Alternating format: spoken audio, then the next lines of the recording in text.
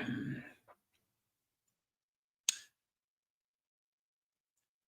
everybody out there, welcome to a short morning special episode of Psycho Splatters. Normally, I don't do morning episodes, but you know what, guys?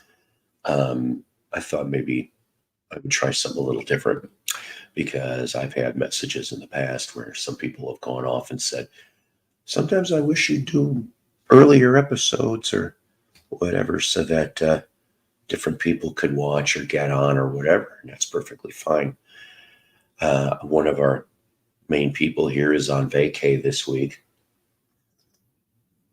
So I'm thinking, okay, well, maybe today and Wednesday. Maybe. Just short hour-long things. But hopefully everybody's doing fine. That is the goal here. I know we're probably shooting for about an hour today, just, because it's morning, for God's sakes.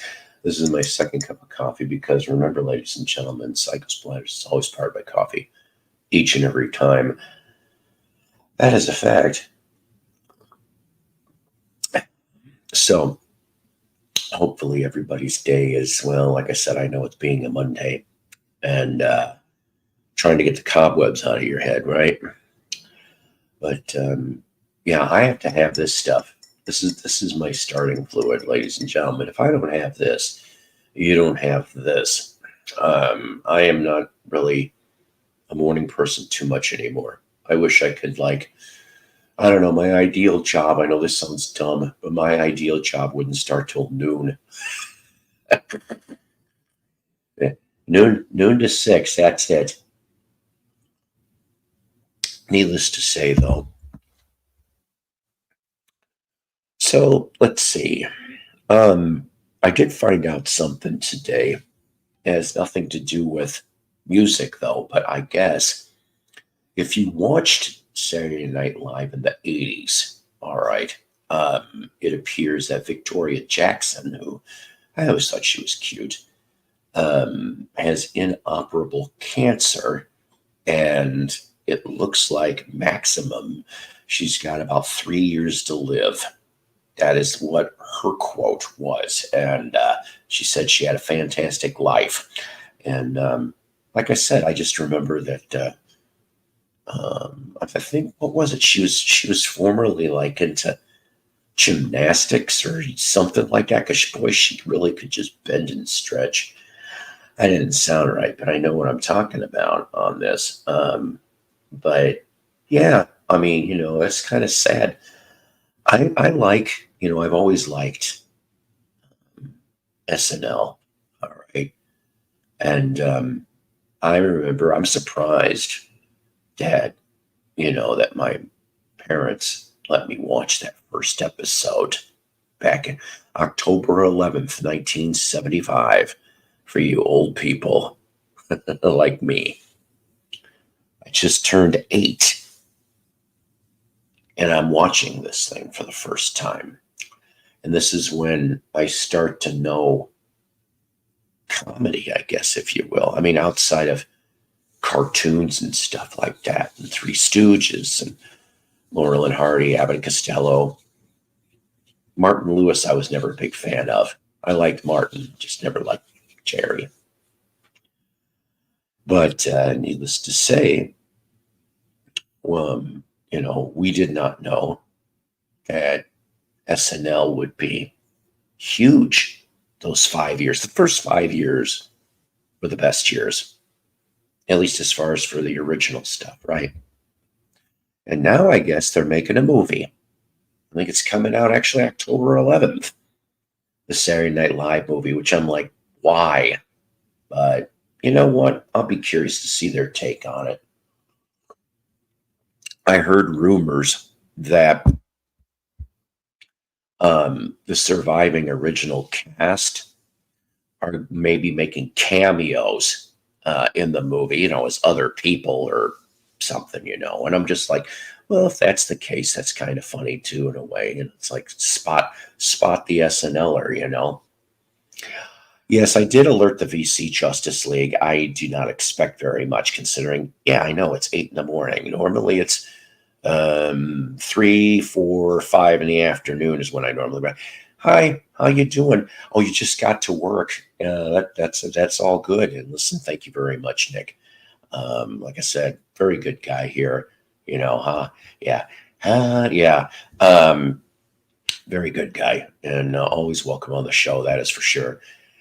Um, but so yeah, I mean, I didn't. I mean, obviously, at 8 years old back then, just like let's say out there, you were 8 years old. Were you able to catch most of the humor that were on mostly adult-based shows? No. The thing that the thing that for SNL, at least those first 5 years, the thing I loved the most, I know this is going to dumb me down. The thing I liked the most was Mr. Bill. I haven't had enough coffee yet to do the Mr. Bill impression, and I'm not going to make your ears bleed currently this moment. But so here's a true story. And somewhere I actually have an 8x10. Yeah. Oh no.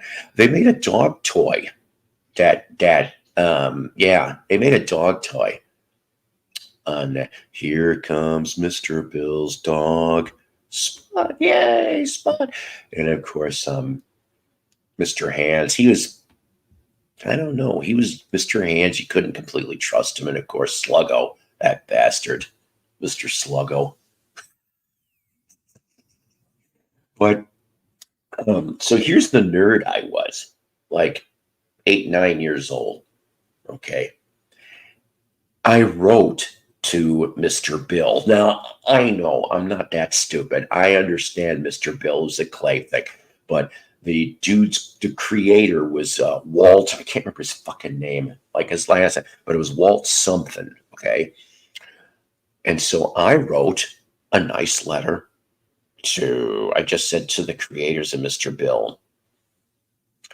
And I would say maybe a couple weeks later, I get this signed 8x10, which I'm like, I gotta find that damn thing. But to me, I was just like, cool.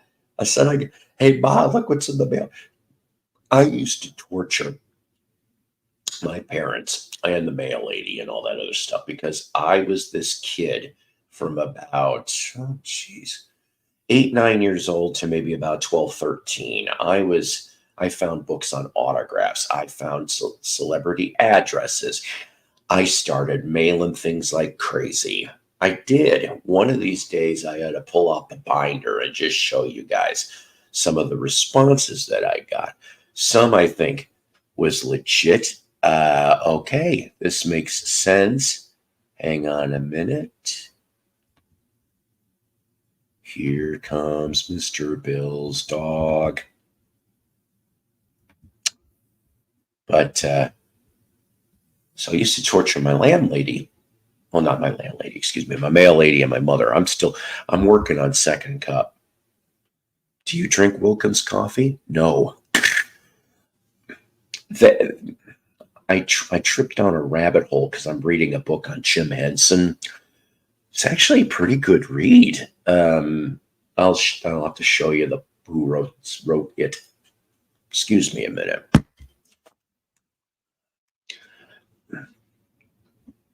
Oh, look who we have. Very nice. Thank you. What's up, dude? I know normally I wouldn't be doing morning shows, but you know what? I found out a certain person's on vacation. Yeah, Rachel's gone for like a week.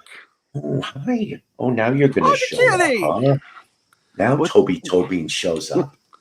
Is that a boy or a girl? It's a girl, even though her name is Toby Tobins, and the reason why her name is Toby Tobins. Speaking to the mic. So, yeah, but good thing you didn't hear that. You'd probably be doing something else. They thought it was a boy cat. This is the 3-year-old cat, and they thought it was a boy cat, and I don't know. A couple months later, I think John went off and said to his girlfriend, will you check the cat? I'm like, you couldn't pay me. Check a cat. Lo and behold, oh yeah, the name was already there because of Ethan. because Toby toe beans. What do the Yeah. bottoms of the paws look like? Beans. Toby toe beans. And so it turns out Toby was a girl, and we don't care, and we just call her Toby toe beans. And of course, the running gag around here in the house, and when I'm at work, is if I have to pass out some gas, I go Toby. And even Toby's just sitting there going, I know about this little game, Grandpa. I don't like it. I'm surprised you came up here. You must be bored. You haven't made an appearance in a few episodes. But that's the origin of Tobias Tobins the First. Oh, the first. Yes. Okay. Yes. That's royalty then. It's just so. Okay, here's a true story. Speaking of royalty, oh boy. Okay. You know, and I found this out. Okay, my Uncle Clarence on my dad's side was the genealogist, if you will. Yeah. And he was able to determine, I know you people are used to genealogy talk, but I'll make this short in the morning here. He was able to trace back that I am a great, like I'm way down in line. I would have been to be the Duke of Wellington. I'm serious. Which that would have made a great like hookup line at a bar. But it would have been true though. You know, most people, you're full of shit. Yeah. Well, I wouldn't have been. There's just one problem. They discontinued that in 1921. Oh no. And I'm like, shit. I was born in the wrong era. Yeah. Oh yes. Oh, now see, now we got people coming in here. Yes, no, I can't. yes. I can't see the chat. So That's okay. We got James Farley. We got Maris here. I haven't seen you in ages. What's up, dude? Good, Marius. I'm sorry, I didn't pronounce that right. Good to see you out in live streams again. Yes, and I'm glad to see Nick here. Piccolina, yes. Hey, Piccolina. Yes. See the kitty Piccolina? Deadite. Deadite. Yeah. Okay, and I was going to say that's a new one to me. Thank you, Deadite. I got about 5-10 minutes. Then I understood. I got to actually do something today. Oh yeah. Wow, like you normally don't, huh? Yeah. Right. I'm always like this. That's the problem. I hate it. Yeah, I am so like if I have like a doctor's appointment, yeah, I'll get ready like in the morning. I get ready like the night before. Because I'm like all showered, ready to go. I don't know. I'm an early punctual person. Being late makes me nervous. Oh, I understand that part. I'm one of these weirdos that I will go to a doctor's office 30 minutes to an hour before my appointment. Yeah. Because at least 75% of the time, yes, I get in and get out earlier, and I'm like, okay, this works for me. So, and you feel like you're somehow beating the system, even if it's just a little bit. Mm-hmm. Yeah. Speaking of Wednesday afternoon, I don't do morning appointments if I don't have to anymore because I know how I am, and so I'm just like I get to go Wednesday for a follow up to all those tests that I had to do. So we will see if they're really that they did catch the what do they got an anyways, if there's anything abnormal. Good old Abby normal. No, you don't want everything came out okay. Yeah. I remember that was pretty recent, huh? Yeah. Boy, Nick, it sounds nice and quiet in your area there. Really nice it sounds like out there. It's like a wooded area over here. And then down around the back is the shop is in like a little basement. It's kind of one of those places where you got to know exactly where it is to come here. And a lot of it got to the point where we had to start taking like appointments, and I hate that shit, man. Wow. But it would get like so busy, and there's like so many like little parts and guitars that somebody could nab something easily. If like 3 people came in at once, and so, and I managed a music store for 10 years, and like you like some like thieves were just dumb. They were not smart about it. And it's like, dude, I see you. Put it back and get out of here. Don't call the police. Don't cut. Just put it down and leave. That's all you gotta Yeah, do. it's not like the Blues Brother movie, Ray No, Charles. no, And yeah. I'm just like, I love that. That made me laugh. You know what? I have all of the Blues Brothers records just because I found them in a collection that I bought. And Mhm. inside one of them, it was kind of creepy, but it's also kind of cool. There was all of like a ton of Belushi's obituaries Oh and wow. articles about him, all cut out like from from newspapers that were around here back then. Um, Wow. and it was interesting to read them, Wow. because I guess you could find them online if you really wanted, but it's a pain in the ass. It was one of those. I mean, how many times have you bought a record and you find something cool in it that you didn't like? Somebody left it in there. And here's the thing, Nick. I was actually thinking about doing a potential thread because Yeah, if you've been collecting for quite some time at like least, 30 you're plus going to years. find, yeah, you're Yeah. going to have stuff. Now, um, I mean, I can think off the top of my head that there was a garage sale in Northern Illinois, and I bought it. I ended up buying like half the box because they were a Kiss collector, or at least somebody was. And Oh, I bought all the Kiss albums that they had, and I'm just going through, and I come across Peter solo. I don't. I just check the vinyl, and I scrammed. yeah.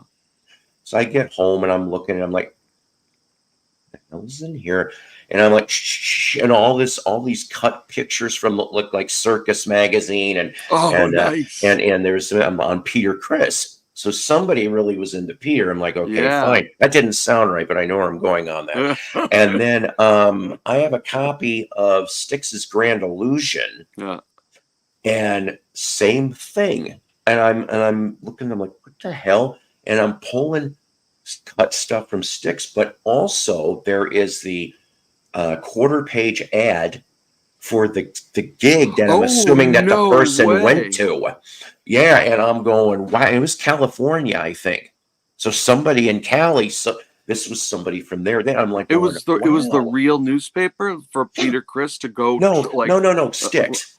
oh, Yeah, oh, oh, oh, it's yeah, like, because okay. the Grand Illusion. Yeah, But yeah, yeah, no, yeah. no, oh no, that'd be Okay, I funny. hear No, you. no, that'd be Yeah. funny though, right? About the Yeah. Peter, if I find the thing. It'd be No, good but to find. uh, I found a solo Ace record signed, and I mean there was no doubt it was his signature. nice. And he draws like a little like card after Yep. it. I forget what the Hmm. card was. But you know what I've been buying and selling records for at least 12, 13, if not more years.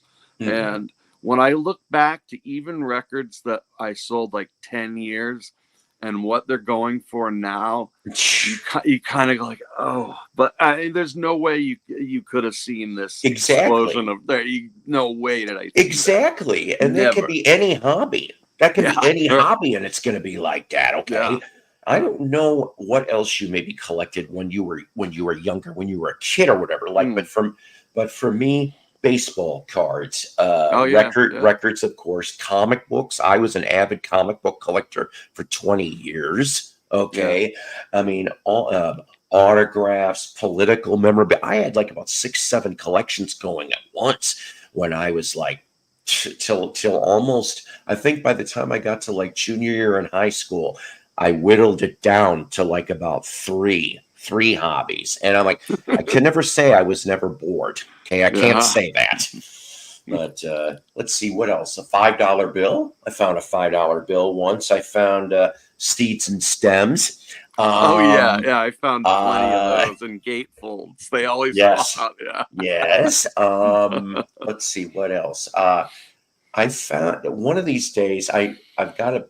There was a there was an album I picked up, and it was this dude from, I think it was the early to mid 70s, and his first name was Jim. I can't remember, but he was out of I think West Virginia area, and he Okay. got an album. And I'm like, what? And I didn't buy it because of the record. I bought it because of what the hell was in the record. Gould, do you have time to come up for a little bit? I'd love to see you. And so the thing is Hey, Mike. that yeah, we got all lovely people here. Oh yeah, I can't see the chat at all. It's okay. And so, but there was a several page written letter from Jim to whoever the hell this was, and I'm going, my God! I said, I want to say late 70s, and I'm just Okay. reading this thing, and I'm going, some personal attachment to whoever the hell. And when you find stuff like that, you kind of feel a little bad because you're like going, well, damn, Yeah. But see, this is the thing, right? So once again, you never know what you're going to come across.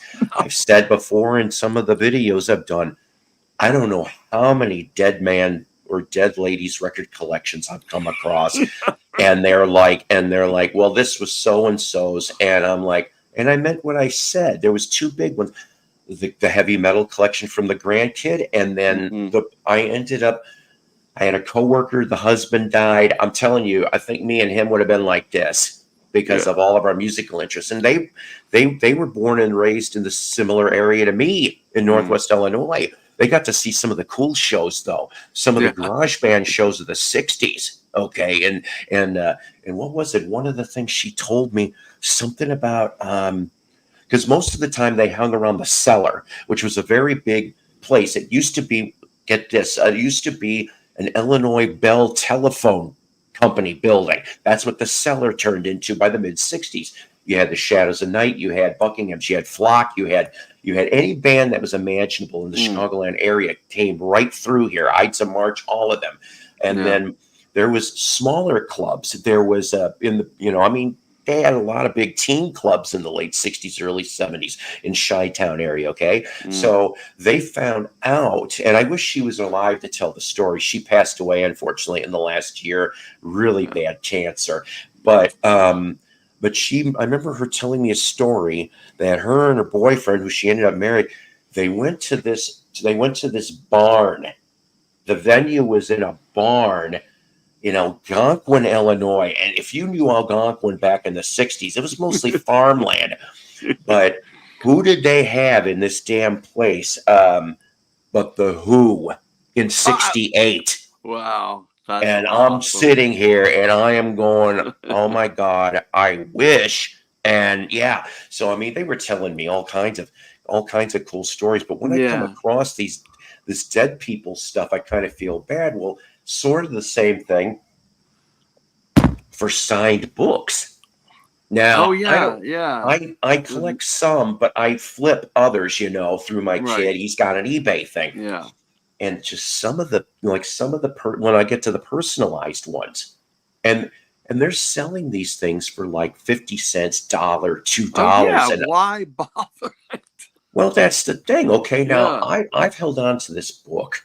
Now I love space stuff. Okay, but I don't know jack crap about NASA. I tripped on this book for $2. There was no cover on it yet, and there was a reason for that. So I found out. So I opened up the book, and like I said, I could tell it was about NASA. It even said, like it was like a private press. And I'm going, what the hell? I open up the book, and the whole inside to Bill, this dude was retiring. He worked at NASA.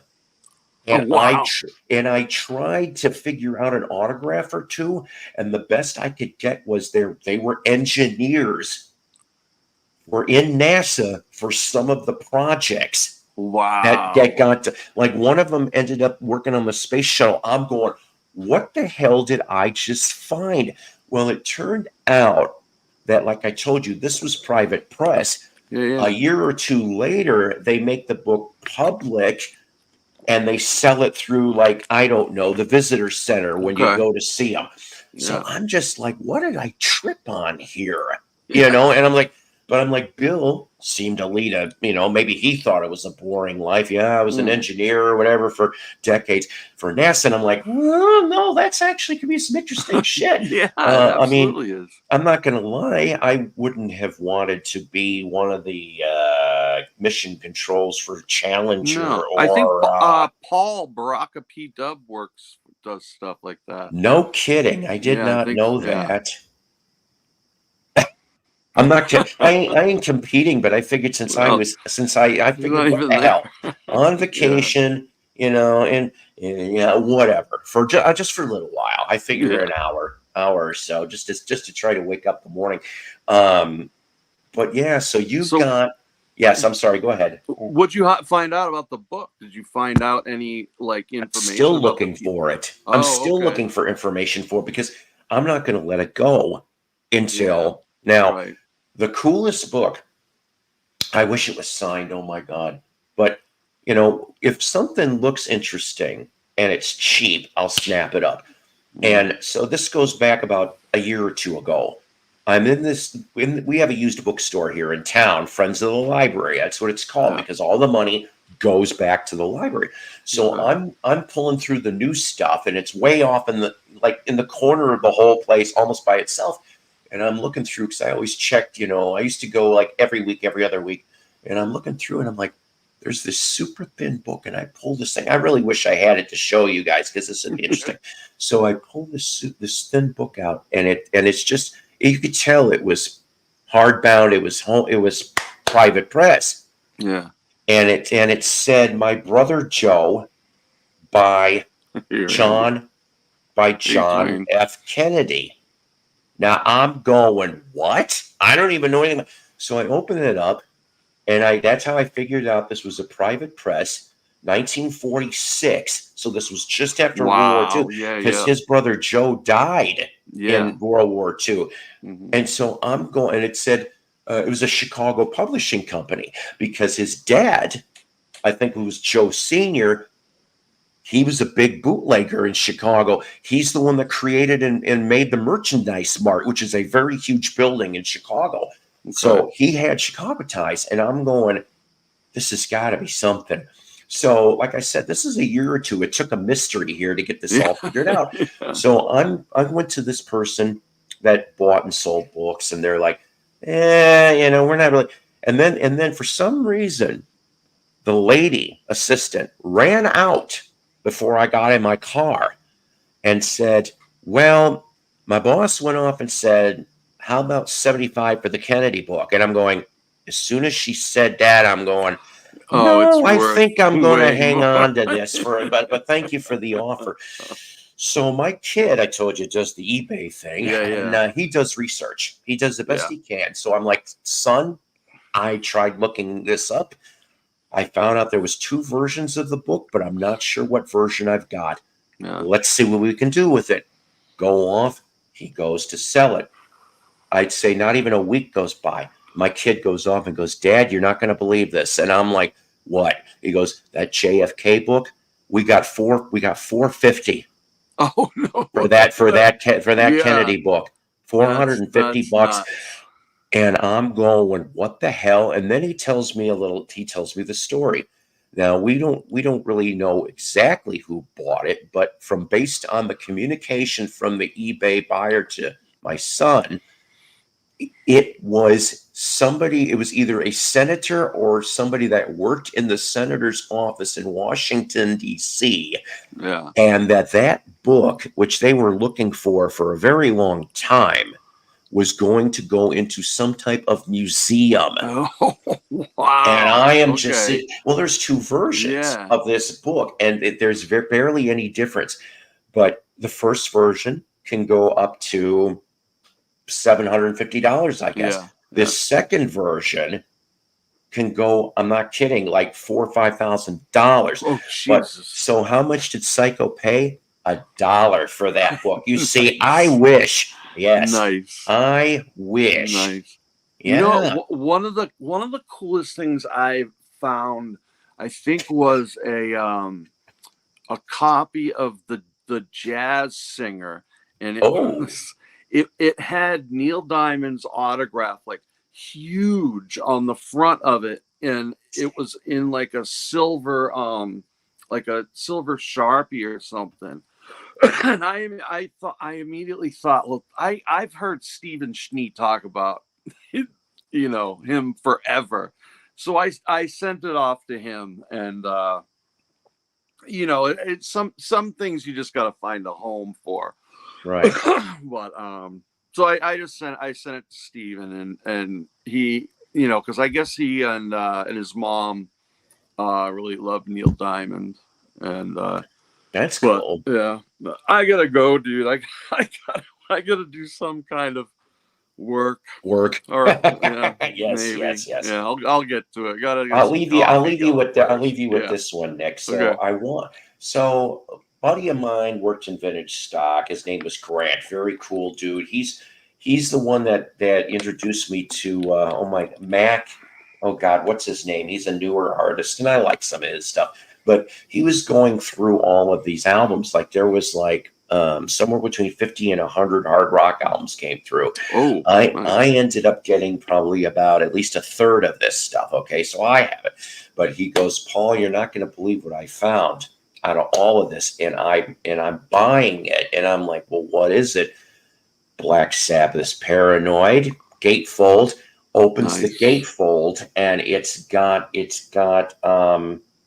Tony and Bill's autographs. Oh wow. And I am going, Wow. oh my God. I said, this is great. Yeah. And he goes, yeah, I don't know how much they're going to want for it, but I'm hoping to get it. It turned out he didn't end up getting it because something happened store wise. And I'm like, where did that damn Paranoid album go? Yeah, Because you gotta wonder I where want to it is. get that. Oh, and see, look, and I appreciate it so much, Nick. Still probably displayed there's in a Sneed. frame on Yeah. a wall. Nice. Oh, yeah. Hey, See, look. I'm glad. Yeah. Cap, Look come at all up here, these sir. people. But I know. I love these people. Look at this 20, almost 20 people in a morning show. I like that. I know it ain't no. well, I know it ain't no 100 to 200 like the big one does. no, But that's well, okay. I'll take yeah. what I can No, get. this has been fun, and I'm glad I started off my work day. Well, get some of this. Get some of this. I'm gonna get a ton of that. Yes, definitely. All right. So. Well, Make Paul, sure it's always a pleasure, my friend, and thank you for always sending the stream because I love coming and hanging out. But well, thank you. You're always welcome dude, on here. I will. I'm sure I'll talk to you again soon. Yes, indeed. Goodbye, chat. Goodbye, Paul. Have a good one, dude. Ta-ta. Dick Pantazzi, ladies and gentlemen. A very cool cat man. Yeah. Well, okay. If you caught Royce's show last night, I went off and because they were talking about my show. And they had, and I'm like, I always said, this is just me. No politics, no religion. And I only touched about the genealogy thing because of the Duke of Wellington. But I'm trying to think, though.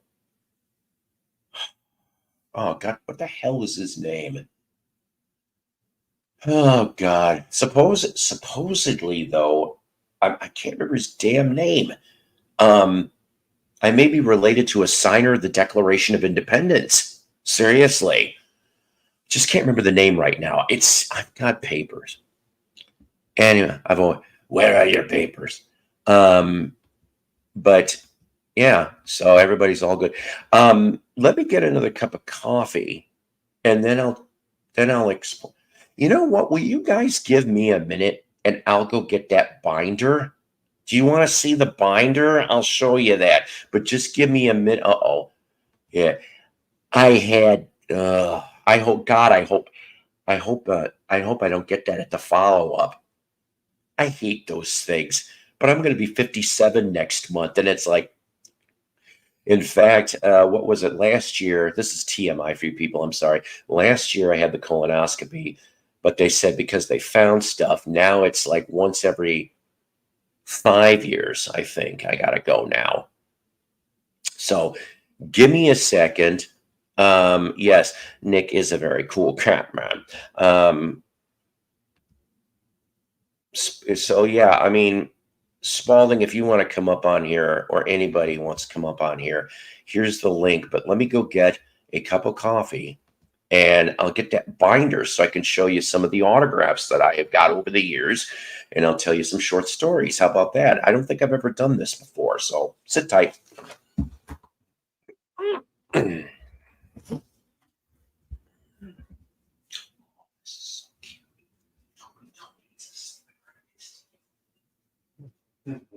Toby is like you too.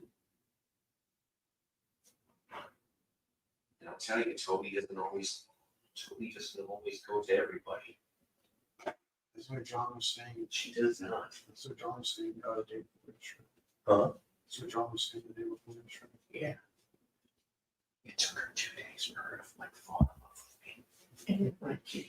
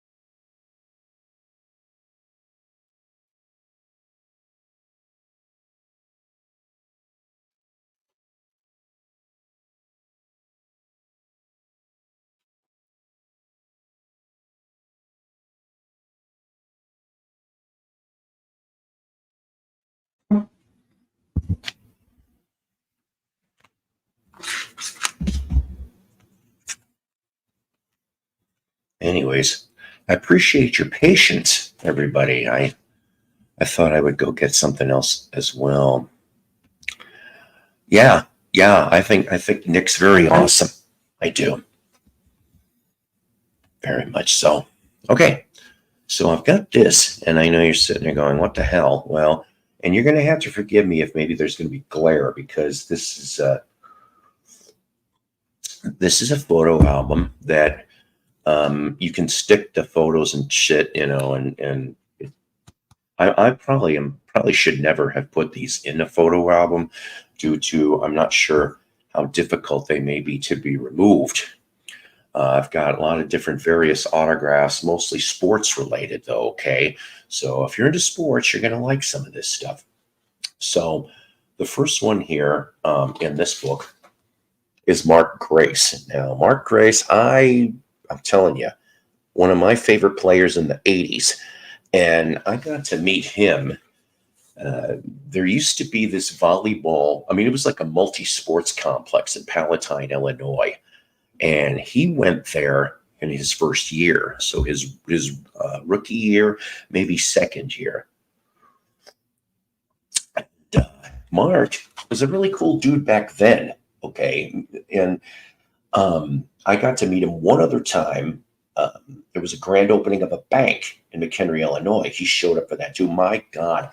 I mean, he already had a couple years under his belt. He was doing really good. For that time, I'm not kidding you, the line wrapped around the building and then to the next building. That's how many people were waiting. And of course, this was back when free autographs. You remember that stuff? Do you people remember free? Am I a Blackhawks fan? I will confess to you this. I have not completely caught up with my Chicago teams, but yes. Okay, some like Cubs, Bears, Bulls, Blackhawks, White Sox I used to too, but for some reason after the World Series, I didn't like the attitude of Ozzie Guillen and some of the players, and I'm just like, well, fuck you, Sox. So for American League, I think I'm Kansas City Royals because I'm down here and they're closer. But yeah, I've met a bunch of them too. Okay, so let's see here. Then we have Shawn Dunston, okay, from the 80s. Another one I got to meet. Same place, same sports complex, and Mr. Thunder Pup. With Mark. I mean, I don't know Mark personally, okay, but from what I'm told by several different people, including one that sort of knew him, that his attitude changed by the time he left the Cubs and ended up in the Diamondbacks. If you remember, he went to the Arizona Diamondbacks. And supposedly he got douchey right around that period of time. And I'm like, that's too bad, you know. But now Shawn, I've got a kind of cool story about Shawn, Mr. Thunder Pup himself. I don't know who gave him that nickname, but the thing is that there used to be a lumber company, and I don't know about any of you guys sports autograph collectors in your areas of the country, but we had a chain called Heinz Lumber, all right, and they lasted, I think, till like the early O's, but they bought out Rosenthal's, and so Heinz ended up being a sponsor of the Chicago Cubs for like a season or two, and so they're like, during the season they would have one night, and they would go, come meet a Cub. So I'm like, they would mention this a week or two in advance. And so the first year it was Shawn. And back then I was married. And so me and my wife, she got into the baseball too. And me and the wife, we would get there, and I'm not kidding you, we would be like maybe one of the first 10 people in line. And in fact, I've got some clippings, I think, somewhere of me being with Shawn Dunston, in the line for that. And then, so like I said, Shawn was cool. And then the following year was nuts. We went like the first one, and I lived half a block from the Heinz Lumber in the town that I was living in. So I'm like, oh, this will be too easy. So, I already knew the layout of the store. So the next year it was Goose Gossage. Goose Gossage was going to be our Cub at the Crystal Lake location. I'm like, kick ass. So we get there. Like I said, we were one of the first 10 people in line. I complimented him about his mustache. I said, dude, I wish I could grow a mustache like that. And he just, for some reason, that compliment got him all beaming, all smiles. I probably, hopefully helped him have a good day. But like I said, they would tell you a week or two in advance, and I had the handbill. And I said, well, that was too quick because Goose came early, and like 20 minutes early, if I remember right. So I was already in and out of there before even. I'm like, who the hell can we go see next? So we're like, okay, fine. Les Lancaster, who was a pitcher for the Cubs at that time. East Dundee. That wasn't too far of a drive. Boom. We get there. Guess what?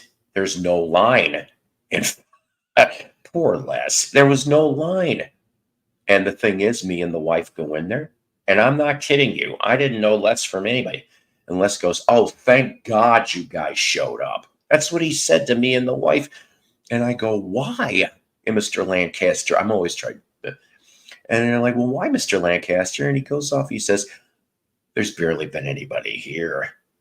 Seriously. And by that time, it was like 30 minutes in, and nobody was, because the players were supposed to be, I think, for 2 hours or something each, or 2 or 3. And so I'm like, we had baseball card. I got baseball cards signed, and I got other things. because I learned in advance. I'm like, okay, fine. And I said, we get in the car and I shook his hand. I said, well, off to the next one. He goes, next one? Because I told him about Goose. And he goes, who are you going to go see?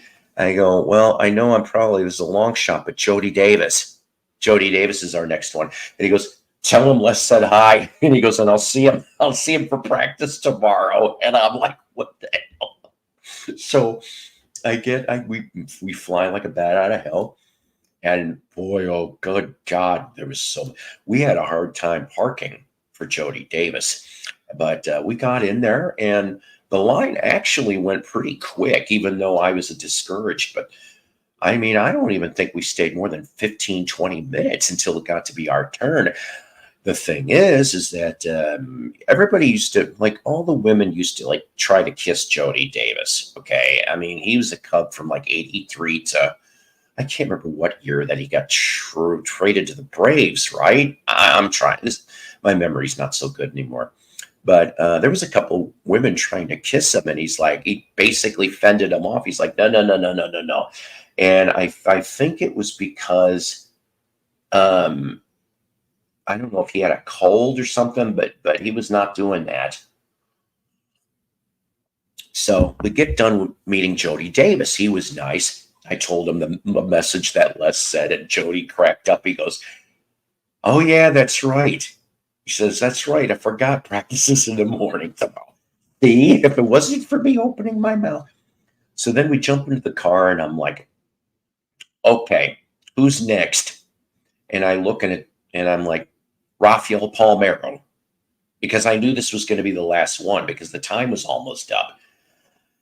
We tried going for Rafael Palmeiro, and we get there, parking lot. It's ridiculous. And I'm looking at the time, and I'm just like, there's no way in hell. So 3 out of 4, not bad, right? Okay. Next. Yes, I know that this is probably a secretarial. I'm going to show you there's a couple things on this one. So you've got Nolan Ryan. Yes, I wrote to Nolan Ryan when he was in the Texas Rangers. Yes, I know. It's probably a secretarial or an auto pen. I understand that. But back then, I really didn't know jack shit about auto pens. This next one here, Neil Anderson, actually one of the more decent 80s Bears players. Myself and my son John got to meet him. John was like a very young, like I want to say 3-4 years old. And then I know you can't tell very well, and I'm sorry for the glare, but the postcard, the business card, this is on the back of my dad's business card, says, best wishes, Mike Ditka. Yes, he got to meet Coach Ditka. Coach. And the reason why he got to meet Mike Ditka, and I don't mind saying this, and rest in peace, Dad. He's been gone 5 years last month. But for I want to say 25 years, he was involved in the locksmith and door trade, okay? And he had he was so good that he had to get licensed for this, but he had what was known as the thieves toolkit, where you pretty much could go off and get that, so you could just about almost pick any lock back then. Well, one day his company, which I think was in Elk Grove Village, if I remember right, it's no longer there. But I remember one time he was like, he got assigned to go to Comiskey Park. So yeah, the old Comiskey, okay, before it got torn down. And so he actually worked on some of the locks in Comiskey, mostly, I think he said mostly the administrative buildings, but I think something about he told me that he remembers also going through part of the section where there was some lockers. So maybe it was something else around there too. Okay. So then we get to like maybe a couple months later, he's like, I got something for you. This is when he comes back from work. And I didn't know this. But here's the thing, right? So he didn't know it either. He gets into work and goes off and finds out that he has another assignment. for Soldier Field. And that's, of course, where the Chicago Bears have played for decades. Used to be Wrigley Field, if you can imagine that. So you Cubs and the Bears and the Chicago Cardinals, if you're a super duper old timer, right? But so he got to go work on some of the Soldier Field offices. So he's doing his job. He's changing locks is what's happening. I don't know why, but he has to change the locks in the certain section of offices. Well, he sees that one of the doors is ajar, and he goes off and he kindly knocks on the door. Now, he doesn't bother to look to see who's on the door until he opens the door to discover that it's Mike Ditka. It's his office, and Ditka's behind the desk looking at some stuff. And he says to, my dad goes off. He says, "I'm sorry to bother you." And he puts two and two together. He goes, "I'm sorry to bother you, Coach Ditka." He goes, "But I've been assigned, to change the locks and da-da-da-da. I shouldn't be too long, if that's okay with you, or I can come back later." He goes, "No, it's fine. Go ahead and do it now. I'll be here for a while." So he goes and does his work. And believe it or not, him and Coach Ditka, they talk on and off, but mostly my dad is doing his job. And it gets to the point where Coach goes off and he says, "Hey," he goes, because they talked a little football. He goes, "You got any kids?" And he's like, "Yeah, I've got a son."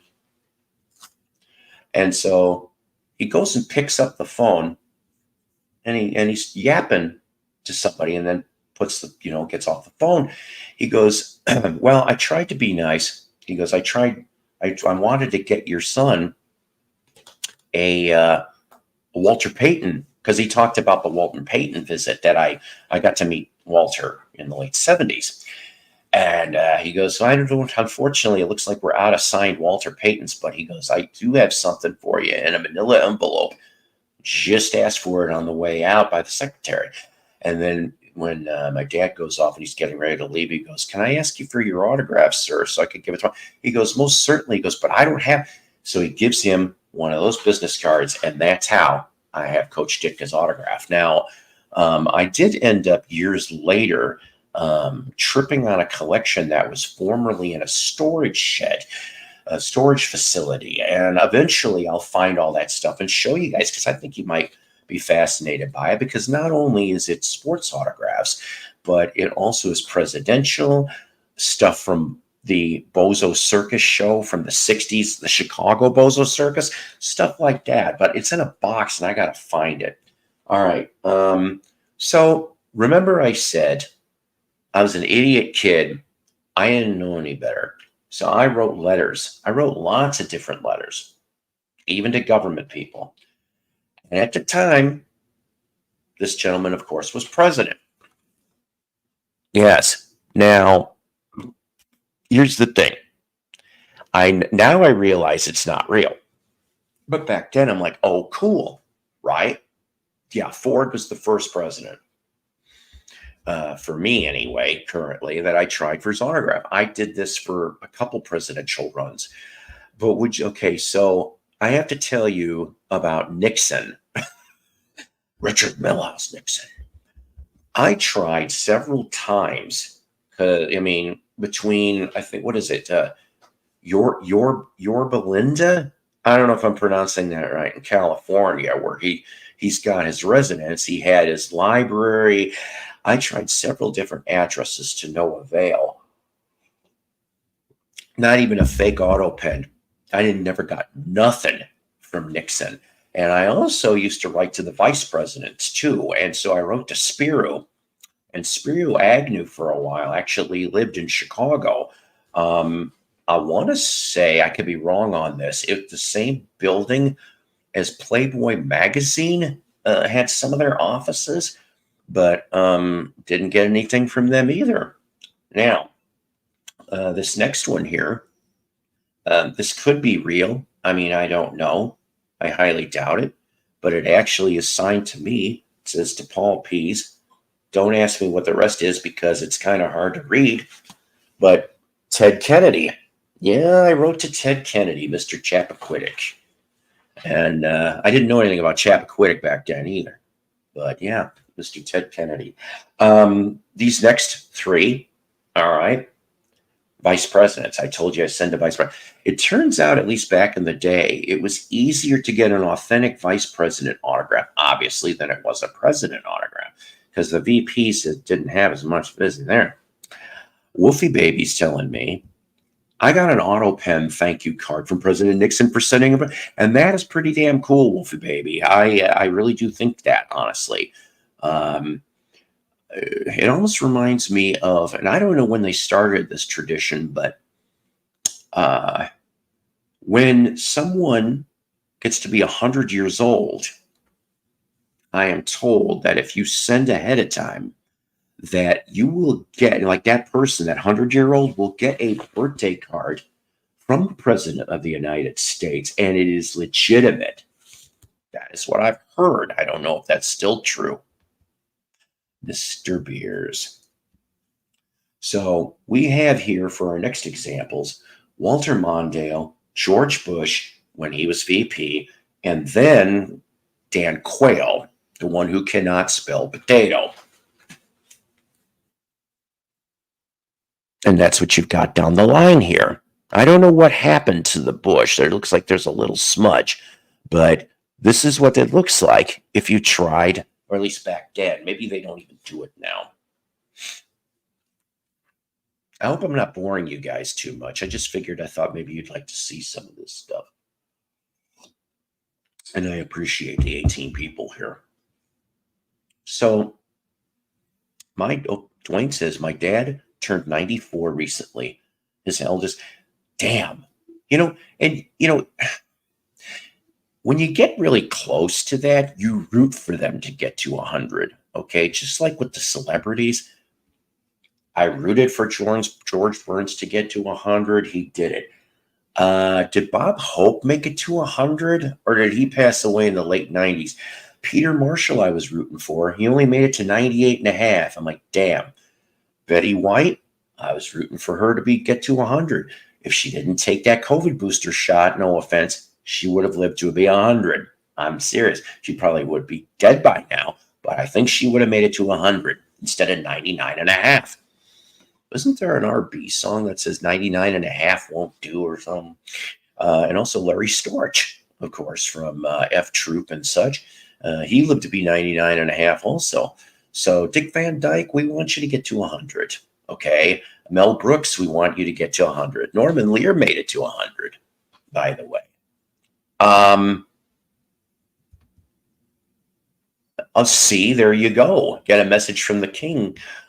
Well, thank you. I see. It's just cool stuff. And thank you, Edward. How you doing? Long time no see on all of this. Hi, John. Eddie Albert. Do you have an autograph of Eddie Albert? That's pretty damn cool. I would have dug that. Da da da da da da da. All right. These how are things over here? I don't know who you're talking to. If you're talking to me, I'm okay. I called in because my stomach wasn't feeling too good, but I said, screw it. I'm going to do a morning show for once. 100, yes. Very awesome. Oh, so he did make it to 100. Okay, I'm an idiot. Wow. So these next ones, all right, because I've got 3 stuck on here. My first monkey autograph. Yeah. 1981, if I remember correctly, maybe 82. So it's Peter Tork, and I'm really happy to get this one, and I really hope it was him. I think he had a little more time on his hands. This is a promotional postcard, and I'm not going to take it out of the photo album because I'm afraid I'll rip it. See, this is why I should never have done it this way. I guess I probably should have just done it with the sleeves that do the 8x10s. I probably should have put every one of them in like that. But I was a kid. I was a dumbass. I think I was a teenager when I constructed some of this anyway, or in my early 20s. But so Peter, had the new monks, okay, and he had that. What was it? The single was Higher and Higher, and Not Your Stepping Stone. I think that was the 45 on a small ass label. Well, I think it was advertised in Goldmine. This must have been the only way I knew how to write an address, and see, now that's pretty cool too. Honestly, I've heard of Arthur Lyman. Was he? I'm an idiot. Was he not on Verve at one point or another? Because that's for some reason this is the label that sticks out to me. So, like I said, it just basically says to Paul, best wishes. I'll show that in a second because you may not be able to see it. And then I wrote to Helen Hayes. Yeah, she lived in New York at the time. I don't remember what town. Small one, if I remember. And would you believe 2 weeks later, because I used to send note cards, and honest to God, I wish I had the return envelope because I'm an idiot. I don't know why.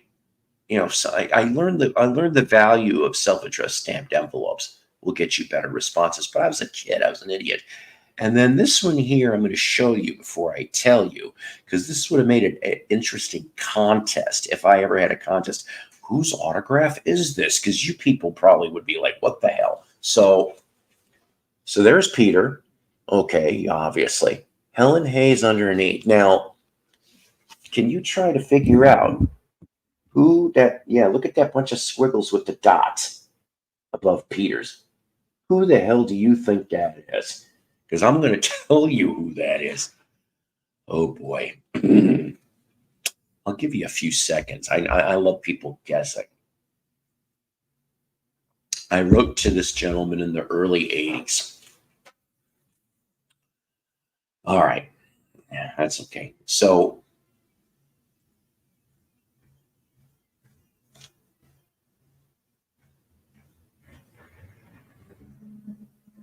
oh boy. All right. You may have to forgive me. I did not honestly think the landscapers were going to come this morning because it rained last night. But obviously they're out here. So the correct answer, believe it or not, for this autograph is Henry Ford II.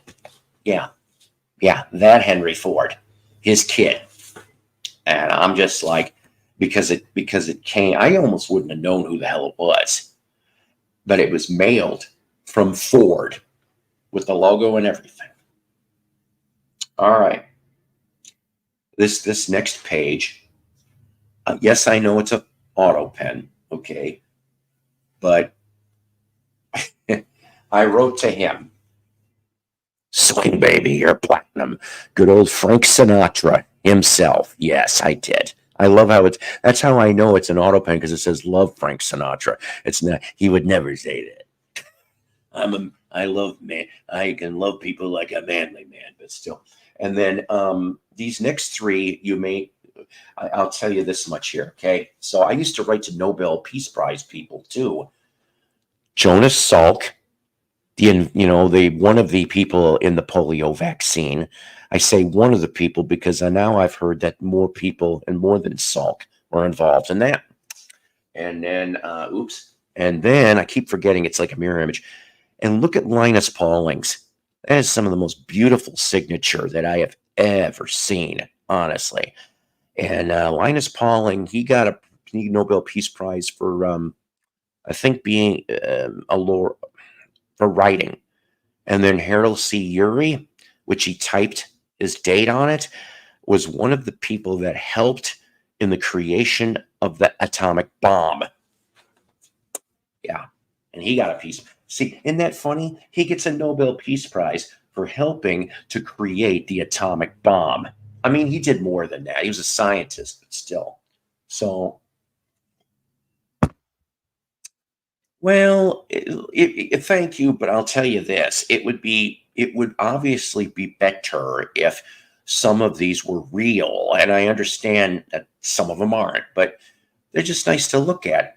So this next page, I never saw anything like this before in my life at that time. So I'm 10 years old.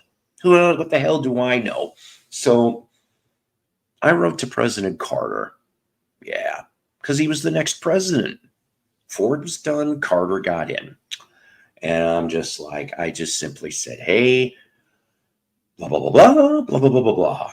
So I get, and like I said, I did not know that these were called calling cards, which has to do with back in the old timey days when you went to go visit somebody and you went into the parlor and you would put your calling card on this tray, basically, as to who you are. So it does say on the backs of these facsimile, that at least, but look at that. There's Jimmy's autograph, Rosalind, and Amy. Yeah, I thought Amy was cute. I'll admit it. I was like, I'm obnoxious, but I did. I thought Amy was cute.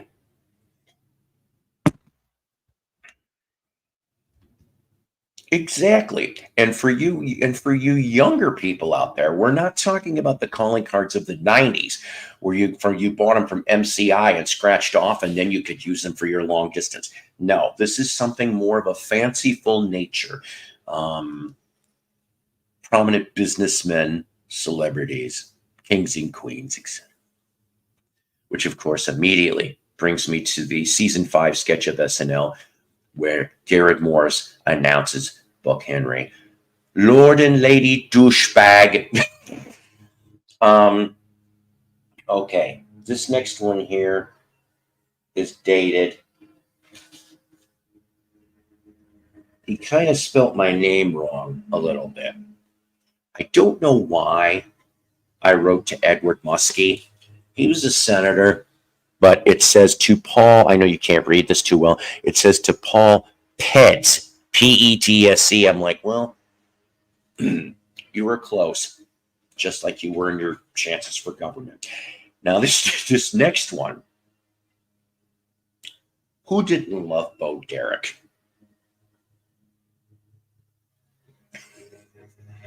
In the movie 10. Of course, I remember me and my dad used to go to a lot of movies. Sometimes it'd be me, mom, and dad. Sometimes it'd be me and dad. Sometimes it'd just be me. Or me and my grandma. But mostly, grandma didn't go too much unless it was I was younger and it was the Disney stuff. She didn't like going too much anymore. She'd rather watch TV. But I loved the movies. I did. So I remember watching the movie 10 with my dad, which I'm surprised he took me to some of this stuff, but whatever. So then, remember that shitty movie, that Tarzan movie, where the only redeeming quality of that Tarzan movie was you get to see Bo Derek topless? My dad was like, uh-oh, because he didn't know. And I was just like, even I didn't know. I was just like, the only other time in cinema while I'm with a parent was I remember when Hair got turned into a movie, the Broadway play and the soundtrack. And I think it was complete full frontal. And I'm like, anyways, so this 8x10, it says, hi, Paul, good luck. And then it says Bo Derek. But of course, John Derek's got to get in on it. In other words, kind of the cock blocker in this type of photograph. So like I said, there's Bo and John Derek, and I know that's got to be all auto pen. God knows. With Richard Harris in the movie. Yes, Richard Harris. Well, I got some loose ones. So, oh boy. Okay. You sports-minded people. This is a team photograph that was doled out when we used to have this office supply store there was 2 locations, but the one I would torture would be Woodstock, Illinois. It was Newth's Office Supply. And you know how I told you about how Hines would get the Cubs players? youths would get a Bear or Bulls player. So one year, Judd Buechler showed up. Okay, I know you're like, who? But you know what? He was in there for a season or two in the back. And I'm just going to show you this 1995-96 team photo of the Chicago Bulls and Judd's signature. Yes, Judd was a nice guy. He was. I got to meet over the years lots of people from the Bulls dynasty, if you will. As far as for MJ is concerned, he was maybe 10, 15 feet away from me. That was at the Cubs-Sox game where he played his only game officially as a White Sox in a Major League uniform. I was there that day. Let's see. Yeah, I'm surprised I haven't bumped into Scottie Pippen over the years, because Scottie was a Razorback down here in Arkansas. And I mean, I wouldn't mind. I did have, I mailed to Scottie Pippen, and he did send me, and I think they were real because he signed them on the back. Because if a celebrity signs on the back of the cards, obviously your resale value is not as good. And I always ask for personalizations. I was not one of these people to go off and sell things. And Rodman, I'm trying to think here. I never met Rodman either. I almost did. Came for like a book signing. There was just too many people. So let's see. I've met John Paxson, Stacey King. Stacey King was the coach of the Rockford Lightning back when the CBA, before Magic Johnson bought it, the Rockford Lightning. So, and that was kind of cool at one point too, because for the 1 year they had 5 former Chicago Bulls, and I got to yip with Stacey King and Jeff Sanders through most of the season. So I thought that was pretty damn cool. And let's see, a Buechler and Contra, and Phil Jackson. I have a Phil Jackson story. We'll talk about that maybe in a minute if it's in this book. McDonald's used to do a lot. Now, I don't know about your guys' McDonald's out in whatever areas you live in, but McDonald's used to be pretty cool. For some of their grand openings, they would get local celebrities. And we had one on the outskirts of Crystal Lake, and Raymond Harris showed up. Yes, Raymond Harris. Me and my son, John, I took him to this one too. Somewhere I have got a signed one for John. For Raymond Harris. All right. Still sticking with the Bears theme. I did get to meet over the years, probably I would say about a dozen of the Super Bowl 20 Bears. Jim McMahon was an ass. He really was. He was a dick. I met him at a local function in Crystal Lake, Illinois, when I lived there. And he kind of was fucking annoyed. Now, I'll explain why. He was all nicey to all the girls that were around him, of course. And I'm one of the few. Maybe he thought I was a cock blocker or something. I don't know. How often are you going to hear me use that word? Twice in an episode so far.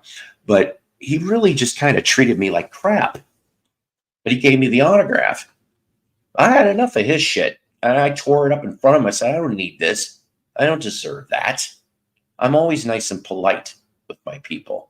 I don't go shoving something in somebody's face, go, here, can you sell it? Never been like that. It's always nicer to be nice. You can catch flies better with honey than shit. But I would probably say, other than Punky QB, everyone else I met was pretty nice. Walter Payton was one of the nicest people ever. Very soft-spoken. And I do have my supposed friend, he stole my Payton autograph that I personally got. But years later, I got a real Payton 8x10, which when I can find it, I'll show that to you too. But him and Mike Singletary was awesome.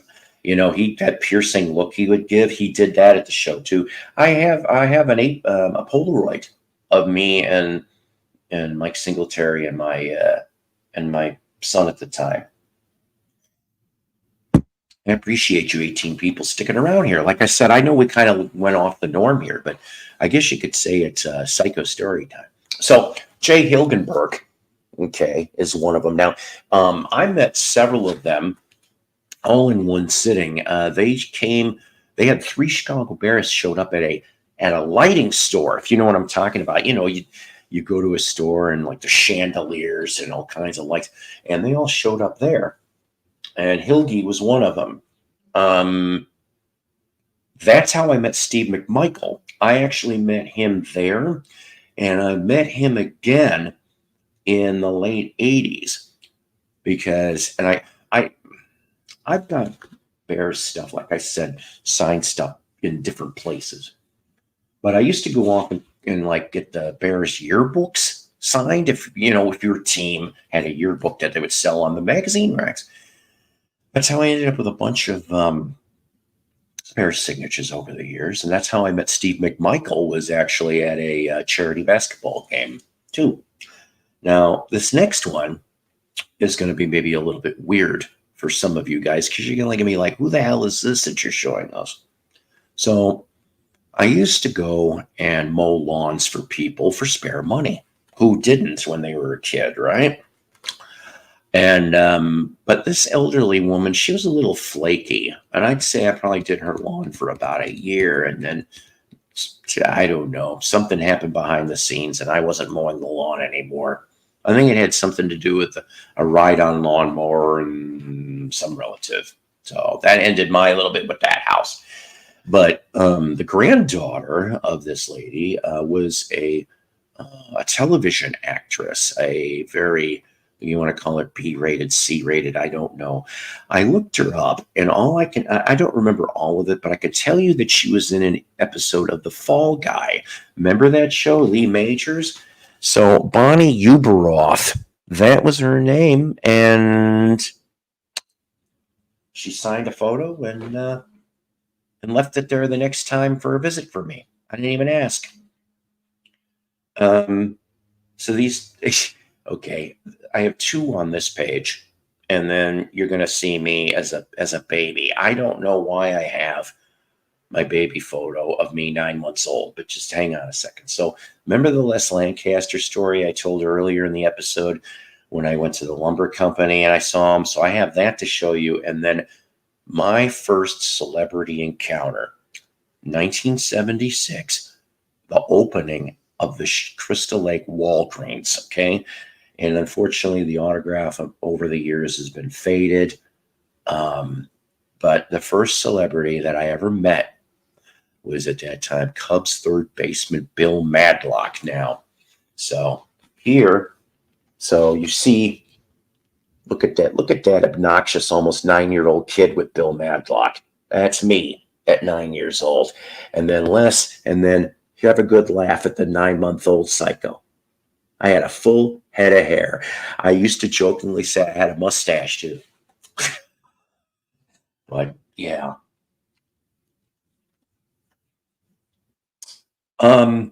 Like I told you guys, I like the White Sox too. And I met a handful of Sox players over the years. I think the biggest old-timer one I remember is Jimmy Pearsall. I met Jimmy Pearsall. He was okay. I heard he can be good, like anybody else. He could be nice or crabby depending on what day you landed him. And of course, Harry Carey, when he was announcing for that. But when I found out that Steve Lyons was coming to a Sherman B. Williams paint store, I figured, what the hell? There was barely anybody there. I'd say no more than a dozen. Mr. Lyons was really nice. This next one here, once again, another Chicago Bear. This time, Maury Buford. Now, so I found out that there was going to be a grand opening of I don't know what you want to call it, apartment complex, like supposed to be a little more higher up.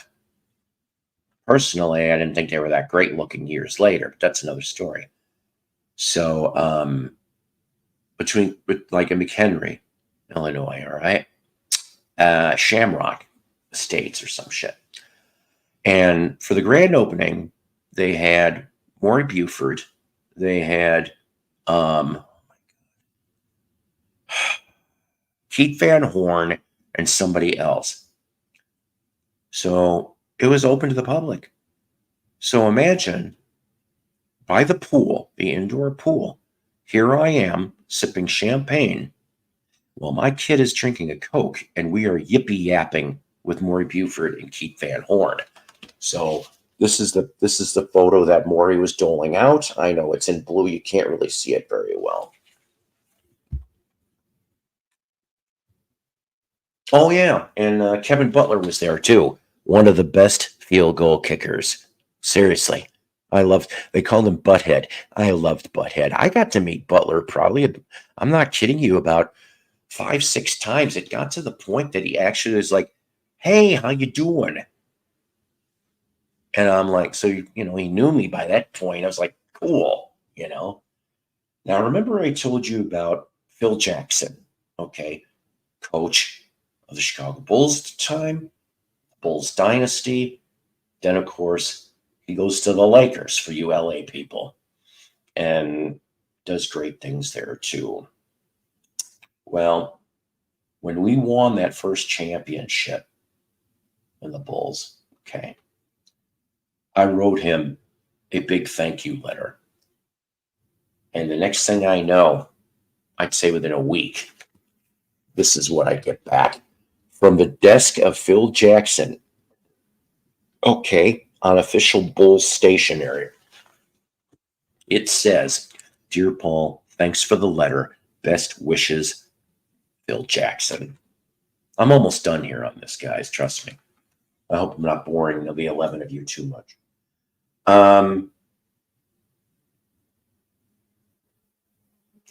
Okay, I'm an idiot on this one. I know his last name is Thornton, but got another autograph there.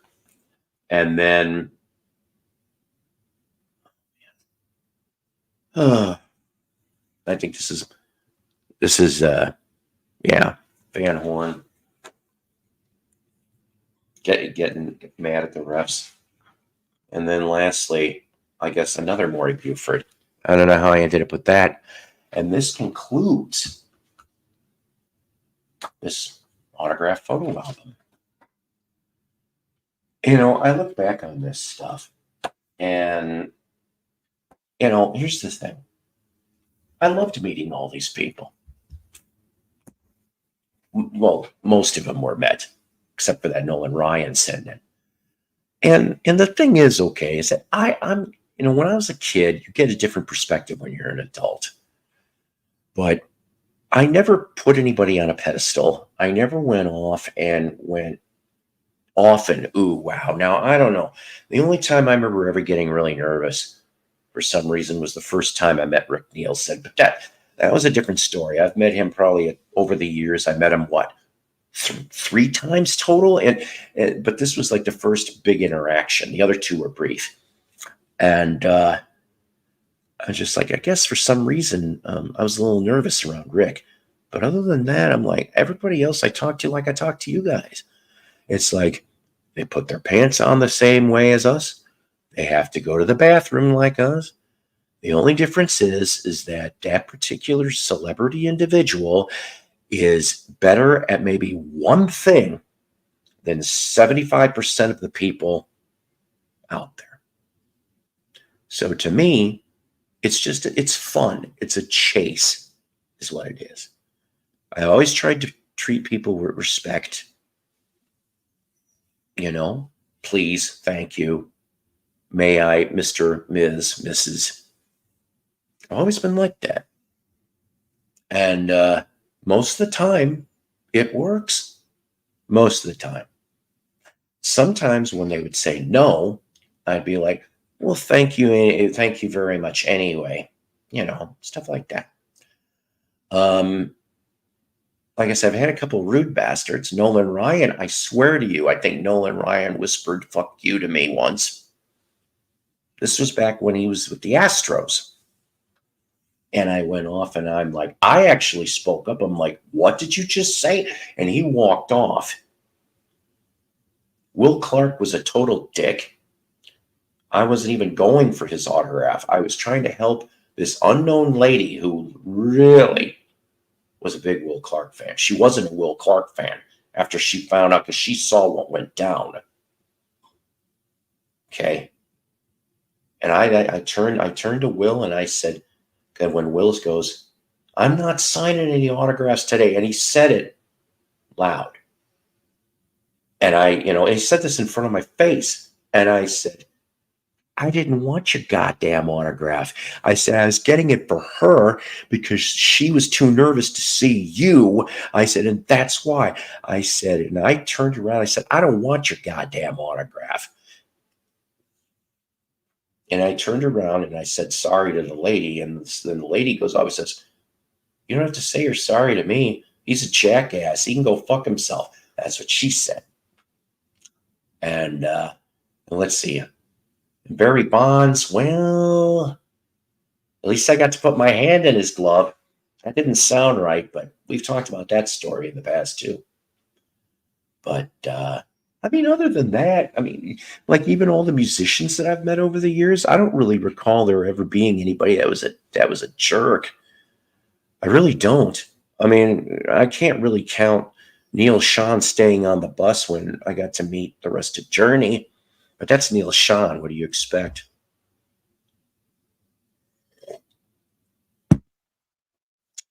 Talk about acting like a old married couple. Neil Sean, Jonathan Cain. My God, those two have been going at it forever and ever and ever. And yeah, it's about finances. But I'm just sitting here and I'm going, come on already. It kind of almost makes you wonder, and not just about Journey, but any dysfunctional band, how people can create music in that environment. Okay, I've been a Kiss fan. Well, I was. I still am. But I jumped off the Kiss train. Oh, I don't know. Probably a couple years ago. And, to go look back on all of this stuff to find out that there was a lot of dysfunction. I mean, you're talking about 4 people that were acting like old married couple. At least it seems like Peter maybe has taken the high road for once. I'm not trying to. Okay, look. Has Ace fallen off? I hope not. I hope not. But his behavior as of late has not been very good. I heard he is charged now a ridiculous amount for meet and greets. He used to be a lot more accessible. Ace is my favorite member of Kiss, by the way. Always has been. I remember watching the Halloween 1979 episode of Tom Snyder Tomorrow and seeing that Kiss interview and just seeing Gene have that puss look on his face made me laugh. He goes, I'm not a spaceman, I'm a plumber, Ace said a little bit. I'm like, oh my God, this is great. I think that's what made me endear to him even more. But I always liked Ace. I don't know if I'd want to meet him now. I have each one of the original 4's autographs. I've got Gene on a book. I've got Paul through a book signing that I didn't get to go to, but it's authentic. I've got Ace's because back in the day you could go in through his website and get for a little extra signed CD. So I have I think Origins Volume 1. I've got that signed. And then Peter, where is it? It's up there above Sammy Hagar. I have a signed 8x10 through Peter. That cost me probably the most. So I have all those. And then unexpected friend of mine sent me Vinnie Vincent on an 8x10. It was with Freddy Krueger, because of the whole Vinnie Vincent invasion being on the soundtrack. I can't remember what Nightmare on Elm Street movie was it 3? Dream? No, I'm probably screwing this up. Dream Warriors was Dokken was on that, right? So which Nightmare movie was Vinnie Vincent's stuff? Vinnie Vincent invasion, and I can't remember. But so let's see. So Gene, Paul, Ace, Peter, Vinnie Vincent, Eric Singer. I have it on a signed drum head. I have a buddy of mine that went to the Kiss cruise, and he got me a beautifully signed drum head. It's really nice. And also Alice Cooper CD. When I saw him drumming for Alice, I got to talk to him for a little while. Nice guy, Eric is. I don't care what anybody says. I just wish he wouldn't have put on the Catman makeup, but whatever. Let's see. Bruce Kulick.